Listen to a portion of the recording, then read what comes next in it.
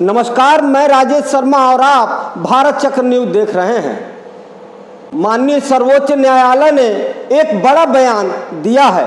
Editors guild of India मामले में शुक्रवार को सुप्रीम कोर्ट ने कड़ी टिप्पणी करते हुए कहा कि पहली नज़र में यह एफआईआर का अपराध दिखता नहीं है। सुप्रीम कोर्ट ने कहा कि जिस शिकायत के आधार पर एफआईआर दर्ज की गई है उसमें अपराध की फुसफुसाहट भी नहीं है। इस मामले की सुनवाई कर रही सुप्रीम कोर्ट की बेंच ने पूछा क्यों न इस एफआईआर को रद्द कर दिया जाए। शिकायतकर्ता से पूछा कि इस केस में आईपीसी की धारा 153 के तहत आपसी सद्भाव बिगाड़ने का मामला कैसे बनता है, ये बताएं। कोर्ट ने इस मामले पर 2 सप्ताह में जवाब मांगा है। इसका जवाब मिलने तक इस केस में पत्रकारों की गिरफ्तारी पर रोक बरकरार रखी गई है। पिछले दिनों मणिपुर सरकार ने एडिटर्स गिल्ड ऑफ इंडिया के 4 सदस्यों के खिलाफ एफआईआर दर्ज की थी। इसके बाद एडिटर्स गिल्ड ऑफ इंडिया ने सुप्रीम कोर्ट का दरवाजा खटखटाया था। गिल्ड ने अपनी याचिका में मांग की है कि सुप्रीम कोर्ट एफआईआर को रद्द करे। इस मामले में CJI D.Y.. Chandrachud, justice JB. Pardiwala और जस्टिस मनोज मिश्रा की बेंच सुनवाई कर रही है। सुप्रीम कोर्ट ने कहा है कि एडिटर्स गिल्ड ऑफ इंडिया को भारतीय सेना ने मणिपुर बुलाया था। कोर्ट ने टिप्पणी करते हुए कहा कि वो गलत या सही हो सकते हैं, लेकिन क्या केवल किसी रिपोर्ट को प्रकाशित करने भर से आपराधिक मामला बनता है।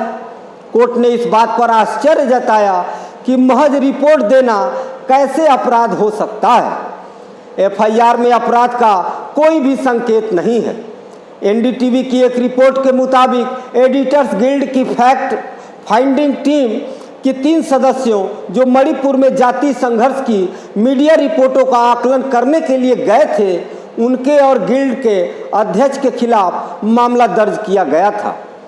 शिकायतकर्ता ने आरोप लगाया था कि टीम द्वारा प्रस्तुत रिपोर्ट झूठी, मनगढ़ंत और प्रायोजित थी और एफआईआर में लगाए गए आरोपों में विभिन्न समूहों के बीच दुश्मनी को बढ़ावा देना शामिल था। शुक्रवार को हुई सुनवाई के बेंच ने कहा प्रथम दृष्टया एफआईआर में उल्लिखित अपराध बनता ही नहीं दिख रहा है, जिस पर शिकायत के आधार पर एफआईआर दर्ज की गई है। उसमें अपराध का कोई भी संकेत नहीं है। यह देखते हुए कि एडिटर्स गिल्ड टीम को सेना द्वारा मणिपुर में आमंत्रित किया गया था, सीजेआई चंद्रचूड़ ने सॉलिसिटर जनरल से कहा कि सेना गिल्ड को पत्र लिखती है। सेना का कहना है कि मणिपुर में स्थानीय मीडिया के द्वारा पक्षपातपूर्ण रिपोर्टिंग हुई थी। गिल्ड के सदस्य जमीन पर जाकर रिपोर्ट देते हैं, वे सही या गलत हो सकते हैं। अभिव्यक्ति की आज़ादी का यही मतलब है। आरोप समूहों के बीच शत्रुता बढ़ाती है। वहीं शुक्रवार को सुप्रीम कोर्ट में शिकायतकर्ता का प्रतिनिधित्व करते हुए वरिष्ठ वकील एस गुरुकृष्ण कुमार ने दलीलें दी कि गिल्ड की रिपोर्ट समूहों के बीच शत्रुता को और बढ़ाती है। यदि यह एक फैक्ट फाइंडिंग रिपोर्ट है जैसा कि वो दावा करते हैं, तो इसमें अन्य समुदायों के लोगों की 100-200 तस्वीरें होनी चाहिए। उन्होंने कहा, मैं इन सब का जिक्र इसलिए कर रहा हूं क्योंकि याचिकाकर्ता ऐसी तस्वीर पेश करने की कोशिश कर रहे हैं कि पूरी तरह से निष्पक्ष रिपोर्ट पेश की गई है, लेकिन यह उससे बहुत दूर है।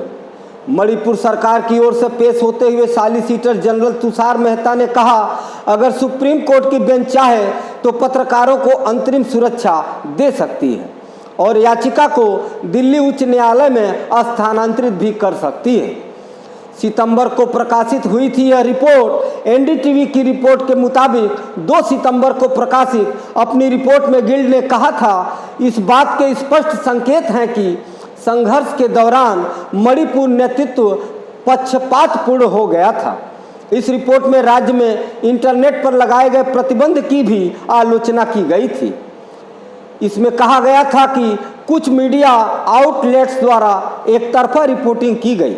4 सितंबर को मणिपुर के मुख्यमंत्री एन बीरेन सिंह ने कहा था कि एडिटर्स गिल्ड की अध्यक्ष सीमा मुस्तफा और वरिष्ठ पत्रकार सीमा गुहा, भारत भूषण और संजय कपूर के खिलाफ मामला दर्ज किया गया है। कुछ दिनों बाद एक और एफआईआर दर्ज होने के बाद मानहानि से संबंधित धारा जोड़ी गई थी।